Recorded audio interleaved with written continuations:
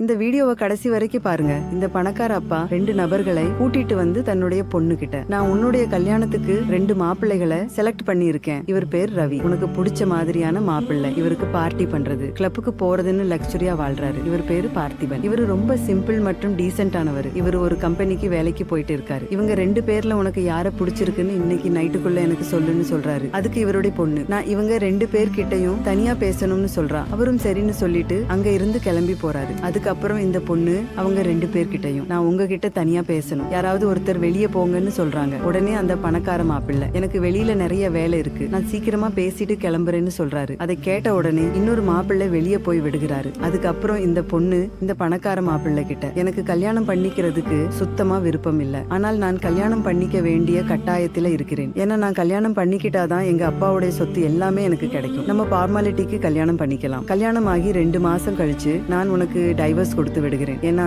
எனக்கு பார்ட்டி பண்றது, ஊர் சுத்துறது, கிளப்புக்கு போறது தான் ரொம்ப பிடிக்கும். நான் என்னுடைய வாழ்க்கையை சந்தோஷமா வாழ விரும்புகிறேன். இந்த உதவியை நீ எனக்கு செஞ்சினா டைவர்ஸ் ஆகுனதுக்கு அப்புறம் நான் உனக்கு மாசம் மாசம் நிறைய பணம் கொடுக்கறேன்னு சொல்கிறார். உடனே இந்த பணக்கார மாப்பிள்ளை, இது ரொம்ப நல்ல ஐடியா, எனக்கும் நிறைய கேரல் ஃப்ரெண்ட்ஸ் இருக்காங்க, எனக்கும் நிறைய பணம் தேவைப்படுது, இதுக்கு நான் ஒத்துக்கிறேன். ஆனா ஒரே ஒரு கண்டிஷன், கல்யாணம் ஆகுனதுக்கு அப்புறம் உனக்கு கிடைக்கிற சொத்துல 50% நீ எனக்கு கொடுக்கணும்னு சொல்றான். அந்த பொண்ணும் சரின்னு சொல்லிட்டு அவரை வெளியே வெயிட் பண்ண சொல்றாங்க. அவரும் சரின்னு சொல்லிட்டு ரொம்பவே சந்தோஷமா வெளியே போறாரு. அதுக்கப்புறம் பார்த்திபன் உள்ளார வராரு. அவர் வந்த உடனே இந்த பொண்ணு அவரை உட்கார சொல்லிட்டு அந்த பணக்கார மாப்பிள்ளை கிட்ட சொன்ன விஷயத்தை எல்லாமே இந்த மாப்பிள்ளை கிட்டையும் சொல்றாங்க. உடனே அவரு, நீங்க இத உங்க அப்பா கிட்ட சொல்ல வேண்டியது தானேன்னு சொல்கிறாரு. அதுக்கு இந்த பொண்ணு, எங்க அப்பா கிட்ட சொன்னா அவர் ஒத்துக்க மாட்டாரு, நீங்க மட்டும் இதுக்கு ஒத்துக்கிட்டீங்கன்னா டைவர்ஸ் ஆகுனதுக்கு அப்புறம் நான் உங்களுக்கு மாசம் மாசம் நிறைய பணம் கொடுக்கிறேன்னு சொல்கிறாள். அதுக்கு அவரு, எனக்கு பணத்தின் மீது சுத்தமா ஆசை கிடையாது, நான் சொந்தமா உழைச்சு சம்பாதிக்கிற பணமே எனக்கு போதும், என் குடும்பத்தை நேசிக்கிற ஒரு அன்பான மனைவி தான் எனக்கு வேண்டும், என்னால இதுக்கு ஒத்துக்க முடியாதுன்னு சொல்றாரு. உடனே அந்த பொண்ணு, நான் உங்களுக்கு $5 மில்லியன்